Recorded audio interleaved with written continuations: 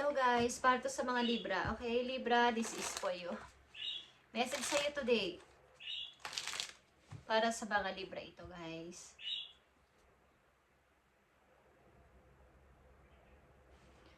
Ang message na to ay para sa Libra today. Simula sa araw na to at ngayon ay June 26, 2026. Guys, okay, nice number ito. 26. Okay, Libra, this is for you. I need one message dito.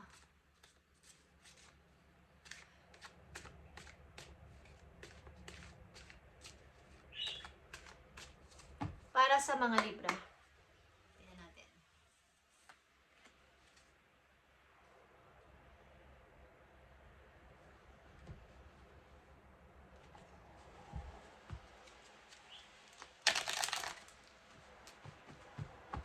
Kumusta na kayo guys sa mga Libra? Samang kayong lugar andoon is mag-ingat kayo at maging happy everyday. So happy nga siguro kayo dahil kayo ay marami nang naiipon. Ang ilan sa inyo, marami nang naiipon. Sa mga Libra, ang mensahe na to. Okay.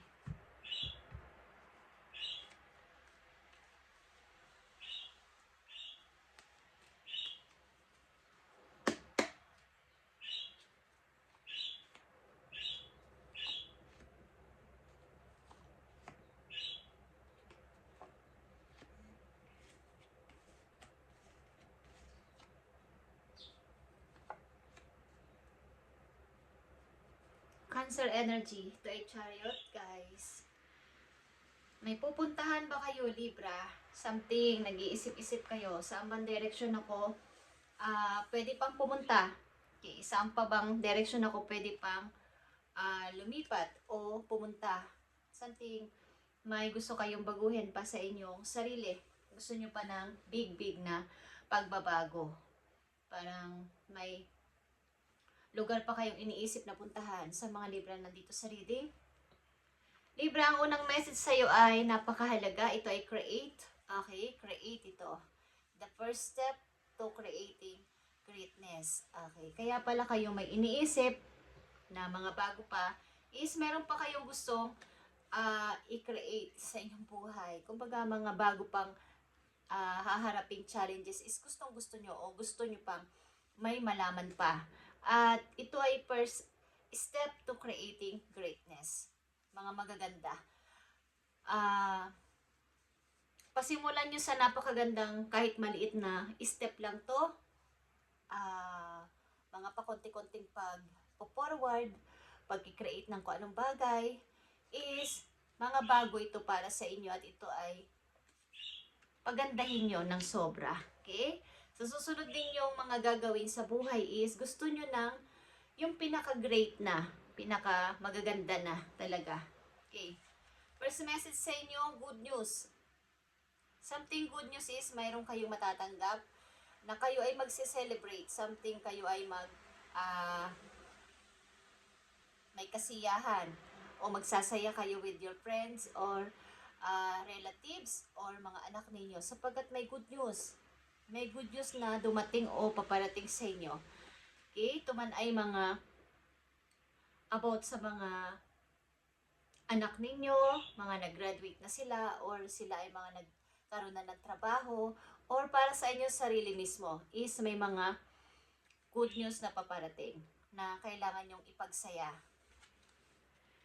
At andito yung 5 of Cups. Kung dati-dati kayo ay maaring may pagsisisi sa mga nangyaring mga sayang na sandali, na sayang na oras, na sayang na panahon, maraming taon na inyong binigyan ng halaga, binigyan ng panahon, binigyan ng oras, ng mga kahit sa financial ito or emotion ninyo, binigyan nyo to ng napakaraming effort, is may mga nasayang at mga nawala pa ring mga tao sa buhay ninyo, may mga nang iwan sa inyo, is andito yung pagbangon.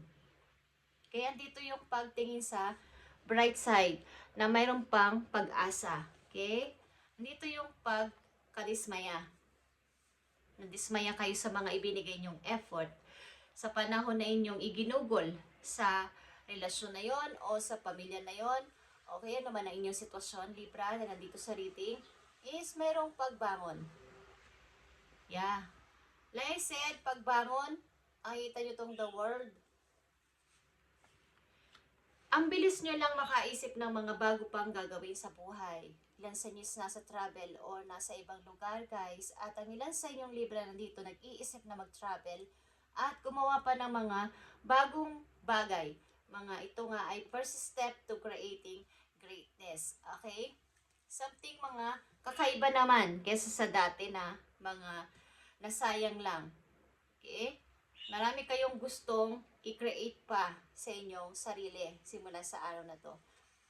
At maaaring by December, meron kayong plano. Ano man tong plano ninyo, maaaring ito may kinalaman sa travel or sa pag-alis. Something pag-alis or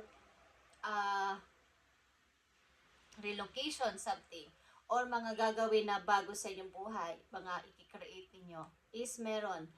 At may mga nagbabantay sa inyo, guys, okay, na mga mangilang kaibigan, pero mapagkakatiwalaan sila at susuporta sa inyo. At may mga angels din kayo nagbabantay sa inyo at tutulungan kayo at i-guide kayo sa inyo mga paplanuhin pa sa buhay. Okay? Ito ay Major Arcana. At ito ay sobrang pinag-iisipan mong mabuti para sa iyong bagong umaasa ka pa din sa kabila ng mga nakamit mong pagkadismaya sa buhay, na-disappoint ka, is andito yung pagbangon. Andito yung gusto mong mag-create ulit ng bago. Maaring malakas dito ang paglipat, pag-relocate or travel, pamimili sa two direction, guys, o two place. Nakita nyo to, guys, okay? 10 of Pentacles ito, kasunod ng the World. Ito ay napakaganda sapagkat ito ay pang long term na kontrata. Okay? Sa pupuntahan ninyong place o sa inyong community na ngayon na kinabibilangan is napakaraming opportunity. Marami sa inyong nag-o-offer o something nag-aalok ng mapagkakakitaan. Okay? At meron din sa inyo ditong isang person na maaaring naku-curious sa inyo sapagkat kayo napaka independent. Hindi ko alam kung may kasama kayong anak sa bahay. At may tao rin sa inyong nagkaka-interest na manligaw kung kayo babae. At gusto kayong bigyan ng pasimula. Ito ay masasabing long term sapagkat ang person na ito ay maaaring may kaya. Libra. At gusto niyang ihandog sa iyo ang napakagandang kumbaga, ito ay pasimula pero angat ka kaagad. Okay, andun na yung seguridad, security sa iyong pagtanda. Yeah, speaking of securities, ang King of Swords is here. Isang person na napakaseryoso sa buhay. Napaka-practical na person ito sa buhay. Maring ikaw ito at gagawin mo ang lahat para, kumbaga dati, ang iyong mga pagdedesisyon, pagsasalita, laging may emosyon. Lagi kang natatalo ng iyong emosyon. This time, ang mga Libra nandito ay napaka-practical na mag-isip. Hindi nyo nasasayangin pa ang mga oras. At ang mga pagdedesisyonan nyo simula sa araw na to ay talagang yung kapaki-pakinabang lang. Okay? At maaari din na ang person na nagkaka-interest sa iyo ay isang seryosong tao about sa usaping ito. About sa usaping pang long term o something na pang matagalan na relasyon is meron. Okay? Ito ay masisecure ka dito. Secure ka sa person na to sapagkat ito ay pag nagsalita ay seryoso, hindi ka niya lulukuhin. Libra. Okay? Ito ay may isang salita. Poprotektahan ka niya. Libra. Sa ano man at sino man ang pwedeng gumawa sa iyo ng hindi maganda. Okay. Ang challenges mo ngayon ay yung pag-iisip-isip kung mamimili ka sa two direction, guys, o two place dito. Maaaring may naghihintay ng iyong sagot. Kaya lang hindi ka pa maka-oo o hindi. Okay, guys. So, ito ang tamang step o first step to create greatness sa iyong buhay. Nandito ang tatlong major arcana, guys. The World, King of Swords, Okay. Sorry, 2, Major Arcana. And the Chariot is Major Arcana din, guys. Ito ay something na hindi ito yung tipong nag-iisip ka lang ng baka sakali. Ito yung tipong pag-iisip ng seryoso. Okay? So, marami ka pang gustong i-create. Nagpipili-pili ka. O may nililista-lista ka. Libra, kung ano mga dapat mo pang gawin. But, may mga good news sa papating sa inyo. Unang message pa lang is good news. Pagsasaya ito, something celebration is meron dito. Okay, Libra. Tingnan natin ang mga message pa po yun. Para meron kang idea. May sasayang man ba't kayo ay nag-iisip pa ng maganda kesa lumingon sa tapos na. Okay guys, nakikita nyo ba itong 7 of Pentacles? Okay. Money tree to. Pag-iipon ng para sa kinabukasan, para sa hinaharap pa, hindi para lang sa ngayon. Talaga may mga pinagpipilian nga kayo. Something kayo ay aalis. Guys, ang mga libro nandito aalis. Maglalayag. Something. Travel. Libra. So, andito ang 5 of Cups. Again, may pagsisisi man at panghihinayang ba't andito yung sobrang pagtingin sa, kumbaga, mayroon pang pag-asa. Mayroon pang mga naghihintay sa attention ko. Mayroon pang naghihintay sa akin para ako ay gumalaw, para ako ay mag-create pa ng napakaganda. Hindi na dito natatapos ang lahat. Puro Pentacles guys, okay? Pag-iipon talaga, pagsisimulang mag-ipon ng pera. Nakikita nyo to guys, puro to pula. Okay? 5, 4, 9. Okay guys. 9 of Pentacles, papunta sa 10 of Pentacles.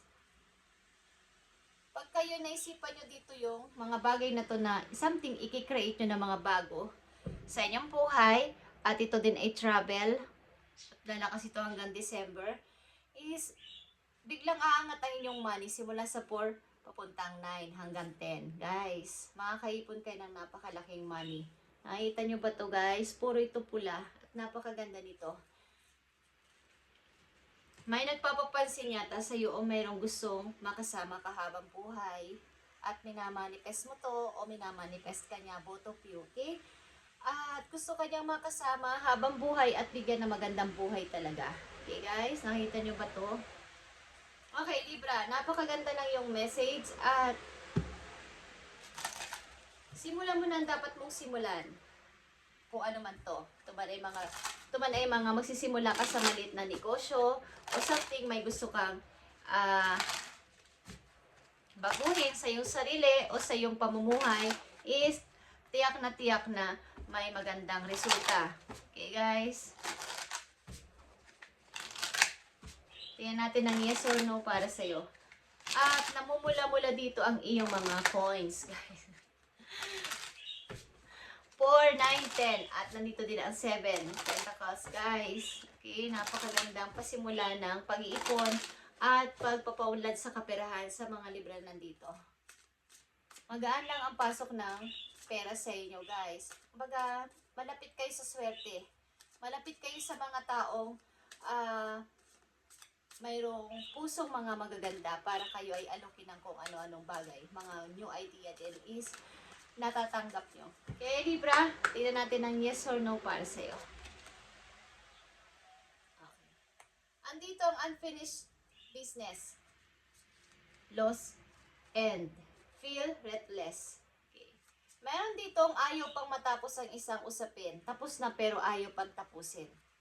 Para sa kanya, para sa tao na to ang relasyon na to, korelasyon man yan, o ang usapin na to ay hindi pa tapos. Kahit sabihin natin na mayroon ng close para sa'yo, ay para sa kanya, ito ay nakatali.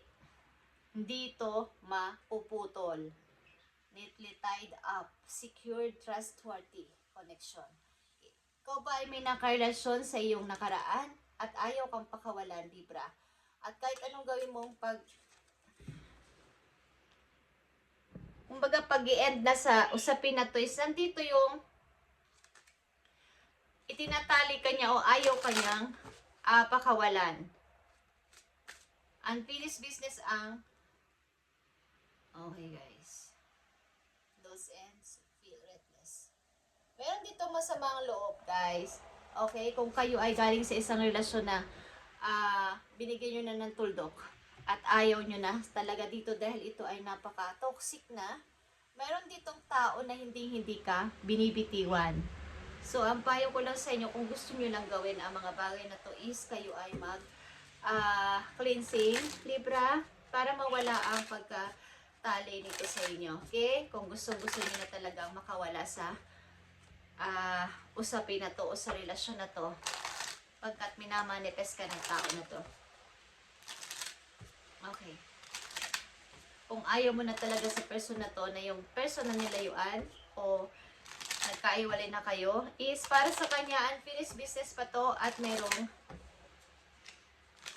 nangyayaring hindi mo alam. So para sa kanya ang connection nyo ay hindi mapuputol. Something tali. Sinulid. Okay. So kayo mag-cleansing guys, kung kayo ay maliliko, maglagay kayo, kung kayo nasa naliligo sa bathtub, maglagay kayo ng sea salt sa inyong kung kayo dun ay pinakahuli nyo na yung ibubuhos sa inyong katawan. Okay? At habang ginagawa nyo yon is magdasal kayo, magpray kayo kay God na tanggal na mga bad energy, mga maling mga masasamang inibabato sa iyo ng mga tao, ay linisin ka sa pamamagitan ng asin, okay, at ng malinis sa tubig. Okay, kaya ay mag-cleansing, pwede nyo itong gawin sa sarili nyo pamamaraan sa bahay, hindi nyo na kailangan pang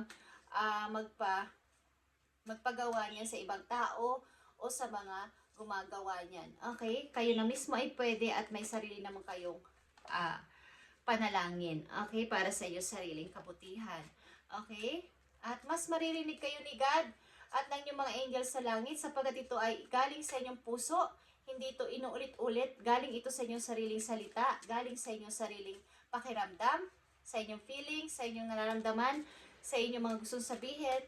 Ito man ay hinanakit, ito man ay pagdi-thank you, ito man ay mga kalungkutan, kaligayahan, is pwede niyong sabihin niya ng direct kay God nang walang hinihinga ng tulong o ng mga hininga ng advice sa paligid.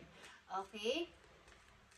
Personal relationship ito kay God na dapat ninyong malaman, Libra, na kayang-kaya niyo itong gawin.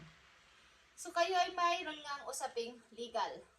Ito man ay sa relasyon, ito man ay sa property, ito man ay sa mga awayan sa kung saan-saan. May mga usapin kayo na mga alam mong tapos na, pero sa kanila, sa mga tao ito ay hindi pa tapos ito at mayroon silang mga masasamang nasasabi at mga ito ay nasasabi natin na evil queen. Okay? At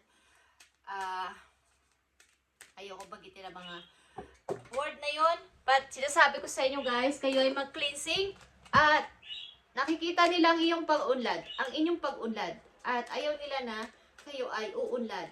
So sa pamagitan ninyong sarili salita, pwede nyo mapalaya sa mga bad energy, mga masasamang sinabi sa inyo ng mga tao, at kung kayo'y lumalabas, may mga hahawak sa inyo, magsabi agad kayo ng Jesus name, at matatanggal ang mga binubulong sa inyo ng mga tao, pwede sa inyong humawak o magbigay ng mga bulong-bulong na yan, na sinasabi nila, okay? So, fated meeting.